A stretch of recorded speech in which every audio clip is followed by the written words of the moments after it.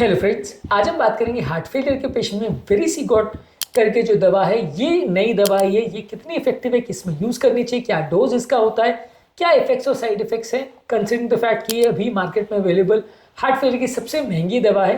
ये दवा कहाँ यूज करनी चाहिए और क्या फायदा कर सकती है, ये सारी चीज़ों पर आज हम बात करेंगे। ओवरऑल आज का टॉपिक ये एक नई मॉलिक्यूल को इंट्रोड्यूस करने के लिए है, जिसको अभी ज़्यादातर लोग नहीं जानते हैं। और क्योंकि दवा बहुत महंगी है, मैं खुद भी बहुत कॉमनली इसको नहीं यूज़ करता हूँ, काफ़ी कॉस्टली आती है, ज़्यादातर लोग अफोर्ड नहीं कर पाते, इसलिए इसको कॉमनली यूज़ अभी तक नहीं किया जाता है। लेकिन हाँ, ये मॉलिक्यूल कैसे काम करता है, एटलीस्ट ये मैकेनिज्म को समझना ज़रूरी है, कहाँ पे यूज़ कर सकते हैं, इसको बात करेंगे ताकि ओवरऑल एक अंडरस्टैंडिंग बन पाए।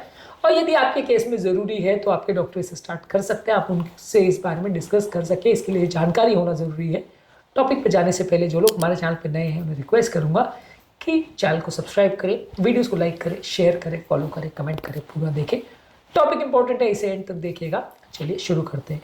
वेरिसिकॉट बेसिकली एक ओरल सोल्यूबल क्वानिलाइड साइक्लिस यानी SGC स्टिमुलेटर है, जो कि हार्ट फेलियर के पेशेंट्स में यूज़ किया जाता है जिनका पंप फंक्शन लो है, यानी पंप की कैपेसिटी कम है, तो पंप की ताकत बढ़ाने के लिए इसका प्रयोग किया जाता है। ये बॉडी में नाइट्रिक ऑक्साइड सिग्नलिंग को बढ़ाता है, जिससे नलिया डायलेट होती है, तो थोड़ा सा बीपी कम होता है, हार्ट का जो वर्क प्रेशर है या वर्क लोड है वो कम होता है, हार्ट का ओवरऑल जो है फंक्शन इंप्रूव होता है। ये इसका फंक्शन है। उन लोगों में यूज़ किया जाता है जिनकी पंपिंग की ताकत कम है, यानी सिस्टोलिक हार्ट फेलियर में यूज़ किया जाता है। सिस्टोलिक हार्ट फेलियर यानी हार्ट की पंपिंग की ताकत कम है। डायस्टोलिक हार्ट फेलियर का मतलब है हार्ट स्टिफ हो जाता है, जड़ हो जाता है, तो उसको डायस्टोलिक हार्ट फेलियर बोलते हैं। सिस्टोलिक और डायस्टोलिक हार्ट फेलियर पर ऑलरेडी हमने बहुत सारे वीडियोज़ करे हैं। वेरिसिकॉट हम यूजली तब यूज़ करते हैं क्योंकि ओब्वियसली थोड़ा कॉस्टली मॉलिक्यूल है। ऑन एन एवरेज अभी 700 से 150 रुपये पर टैबलेट का कॉस्ट है, तो हर आदमी डेली इसको अफोर्ड नहीं कर सकता। दिन में एक टैबलेट भी अगर लेनी है, ईजी नहीं है इसका कॉस्ट मैनेज करना, इसलिए हर व्यक्ति को नहीं देते। बेसिकली ये तब यूज़ की जाती है जब पंप फंक्शन 45% यानी एलवी इजेक्शन फ्रैक्शन 45% से कम है। अगर किसी व्यक्ति को बहुत ज़्यादा सिम्टम्स हो रहे हैं और बार बार हॉस्पिटलाइज करने की जरूरत पड़ रही है, हॉस्पिटलाइजेशन का कॉस्ट ही बहुत हो रहा है, तब यूज़ किया जाता है। या किसी व्यक्ति को पेशाब बढ़ाने वाली दवाओं की ज़रूरत पड़ रही है, इंट्रावीनस पानी इतना ज़्यादा भर रहा है, वहाँ पे इसका प्रयोग किया जाता है। ये बेसिकली स्टैंडर्ड थेरेपी यानी बीटा ब्लॉकर्स, एसी इनहिबिटर्स और आर्नी जहाँ पे सफिशिएंट नहीं है, वहाँ पे इसका प्रयोग किया जाता है। यानी रेगुलर थेरेपी से काम नहीं चल रहा है, वहाँ पे इसका प्रयोग किया जाता है। बेसिकली समझने की जरूरत है कि बाकी दवाइयों के साथ में इसका प्रयोग करना है। ऐसा नहीं है कि ये दवाई दे दी, बाकी दवाई सब मिला के 150 रुपये हो रही है, ये अकेली दवा 150 रुपये की, तो आपने इसको दे दिया तो सब ठीक हो जाएगा, ऐसा नहीं है।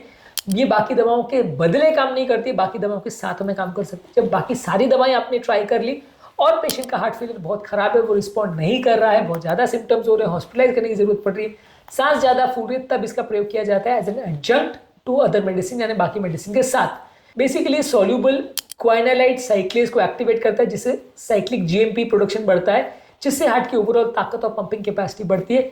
हार्ट की नलियों को डायलेट करता है, जिससे हार्ट का ब्लड फ्लो इंप्रूव होता है। नाइट्रिक ऑक्साइड का प्रोडक्शन बढ़ाता है, जो नलियों को फुलाने का या डायलेट करने का काम करता है, जिससे ब्लड सप्लाई इंप्रूव हो जाता है। हार्ट का ओवरऑल फंक्शनिंग कैपेसिटी इंप्रूव हो जाती है और हार्ट का फाइब्रोसिस की वजह से जो डैमेज होने वाला है उसको ये कम करने में मदद करता है। इसका डोज नॉर्मली 2.5 मिलीग्राम्स पर डेली डोज से यूज स्टार्ट करते हैं। उसके बाद इसको हर 2 हफ्ते में बढ़ाते जाते हैं, जब तक बॉडी टॉलरेट नहीं कर रही तब तक बढ़ाएंगे, जब तक बॉडी उस डोज पे टॉलरेट करती रहती है तब तक बढ़ाएंगे। एक स्टेज आ जाता है जब बॉडी इसको उस डोज पे टॉलरेट नहीं करती है तो कम कर सकते हैं या उस लेवल पे मेंटेन कर सकते हैं। मैक्सिमम डोज इसका 10 मिलीग्राम मंथ डेली है, यानी 2.5 से बढ़ाते बढ़ाते आप इसको 10 मिलीग्राम्स पर लेके जाते हैं। अगर किसी व्यक्ति को बीपी लो है और किडनी का प्रॉब्लम है तो वहाँ पे इसके डोज को एडजस्टमेंट करना जरूरी है। फायदा क्या है? बाकी दवाइयों के कंपैरिजन में जो विक्टोरिया ट्रायल है उसने ये शो किया गया था कि 10% हार्ट फेलियर रिलेटेड इवेंट्स लोगों के कम हो जाते हैं, लोगों का हार्ट फेलियर से रिलेटेड हॉस्पिटलाइजेशन कम हो जाता है, सिम्टम्स इंप्रूव होती है, क्वालिटी ऑफ लाइफ इंप्रूव होती है, लोगों का कार्डियोवैस्कुलर डेथ का रिस्क कम हो जाता है और बाकी डायलेटर्स या जो बाकी जो दवाएं हैं उसके कंपैरिजन से बेटर टॉलरेट होता है, उतना बीपी लो नहीं करता है। फिर भी बीपी थोड़ा बहुत लो करता है तो रेगुलर चेक करना जरूरी है। चक्कर कमजोरी आ सकती है और किसी किसी व्यक्ति को हीमोग्लोबिन लेवल इससे कम हो सकता है, वो चेक करना जरूरी है। अगर किसी व्यक्ति को प्रेगनेंसी है या वो ब्रेस्ट फीडिंग कर रही है, वहाँ पे इसको नहीं दे सकते। अगर कोई व्यक्ति वैसोडाइलेटर दवा जैसे सिल्डेनाफिल, टेडालाफिल यूज कर रहा है और नाइट्रेट्स यूज कर रहा है तो वहाँ पे इसका नहीं देना चाहिए, क्योंकि ये दवा से बहुत ज़्यादा बीपी लो हो सकता है।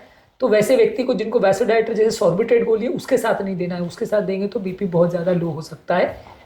इसके अलावा आप इसको उस व्यक्ति में नहीं देते हैं जिसका बीपी 100 से कम है। अगर बीपी बहुत ज़्यादा कम है वहाँ इसका प्रयोग नहीं कर सकते, क्योंकि बीपी उससे और थोड़ा ड्रॉप होता है। ये साइक्लिक GMP की एक्टिवेशन को बढ़ाता है, तो सिल्डेनाफिल टेडालाफिल जो इरेक्टाइल डिस्फंक्शन के लिए लोग अक्सर लेते हैं, उसके साथ अगर लिया तो बीपी ज़्यादा कम हो सकता है। और सॉर्बिट्रेट गोली जो बीच बीच में लोग हार्ट के दर्द के लिए लेते हैं, वो भी इसके साथ में नहीं लेना है क्योंकि बीपी ज़्यादा कम हो सकता है। बाकी दवाइयों के कंपैरिजन में ये हार्ट की ताकत को बढ़ाता है। बाकी आर्नी और SGLT2 इनहिबिटर्स ये सारी दवाइयाँ भी साथ में देनी है, पर SGLT2 इनहिबिटर्स का ये है कि ये हार्ट फेलियर के हॉस्पिटलेशन को इम्प्रूव करता है, बीपी उतना कम नहीं करता है और इसके साथ में यूज़ करने से बहुत बेनिफिट है। आर्नी का प्रॉब्लम ये है कि ये बीपी ज़्यादा कम करता है, तो जहाँ पे आर्नी नहीं यूज़ कर सकते वहाँ पे भी वेरोसिगॉड का प्रयोग कर सकते हैं कि बीपी उतना कम नहीं करता है। पर आइडियली तीनों दवाइयाँ, ये जितनी हार्ट फेलियर की 5-6 दवाइयाँ जो हमने अलग अलग वीडियोज़ में डिस्कस की, सारी दवाइयों के साथ में ही इसको दे तो ज़्यादा अच्छा है, ज़्यादा बेटर रिजल्ट मिलेंगे।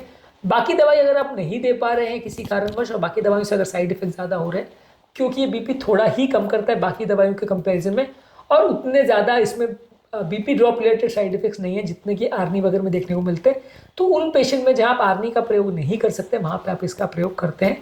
बाद में अगर पेशेंट टॉलरेट करता है तो धीरे धीरे करके आप बाकी दवाइयों के डोजेस भी बढ़ा सकते हैं और इस दवाई का डोज भी थोड़ा इंप्रूव कर सकते हैं। बेसिकली ये हार्ट फेलियर के केस में क्योंकि अभी कॉस्टली दवा है तो as an add on therapy use की जाती है उन पेशेंट में जहाँ पंप फंक्शन लो है, पंप फंक्शन नॉर्मल वाले हार्ट फेलियर में नहीं प्रयोग किया जाता है। ज़्यादातर ये लोगों का ब्लड प्रेशर कम करता है, हार्ट की ताकत को बढ़ाता है और हार्ट फेलियर के प्रोग्रेशन को कम करता है।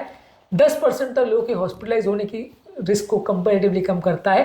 बाकी दवाइयों के कंपैरिजन में ये थोड़ा बीपी कम लोअर करता है, तो इसलिए जहाँ आर्नी वगैरह आप नहीं यूज़ कर सकते वहाँ पे इसका प्रयोग कर सकते हैं, लेकिन फिर भी थोड़ा बीपी रिडक्शन करता है। इसलिए ऑलरेडी अगर बहुत लो बीपी और 100 से नीचे बीपी हो तो इसका प्रयोग उतना ज़्यादा नहीं करना चाहिए। ज़्यादातर ये बाकी थेरेपीज़ के साथ में as an add on therapy ही प्रयोग किया जाता है। फ्यूचर में अगर दवा सस्ती हो जाती है तो एज अ फर्स्ट लाइन भी यूज़ कर सकते हैं, पर एज ऑफ नाउ ज़्यादातर ये बाकी दवाइयों के साथ अगर प्रॉब्लम्स है या बाकी दवाइयों से रिस्पॉन्स नहीं आ रहा है तो फिर इसका प्रयोग किया जाना चाहिए।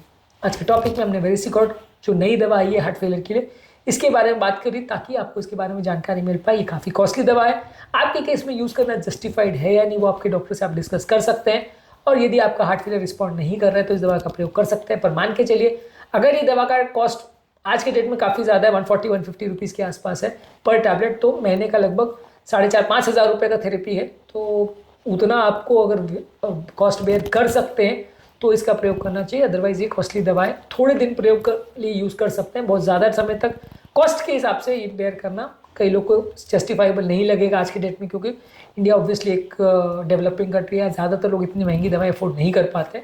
तो वहाँ पे आप अगर अफोर्ड कर सकते हैं और अगर आपका हार्ट फेलियर बाकी दवाओं को रिस्पॉन्ड नहीं कर रहा है तो इसका दवाई का प्रयोग कर सकते हैं। फ्यूचर में अगर दवा सस्ती हो जाती है तो ज़्यादा लोगों में भी इसका प्रयोग हो पाएगा। उम्मीद करूँगा कि आज के टॉपिक में जहाँ हमने हार्ट फेलियर में वेरोसिगॉड दवा पर बात करी आपके लिए उपयोगी रहा होगा। इसके अलावा हार्ट फेलियर की दूसरी मेडिसिन के यूज़, अब्यूज़ और उनके इफेक्ट, साइड इफेक्ट्स पर हमने ऑलरेडी काफ़ी वीडियोज़ की, उनको जरूर देख लीजिएगा। टॉपिक एंड करने से पहले जो लोग हमारे चैनल पर नए हैं, मैं रिक्वेस्ट करूँगा कि चैनल को सब्सक्राइब करें, वीडियोज़ को लाइक करें, शेयर करें, फॉलो करें, कमेंट करें। तो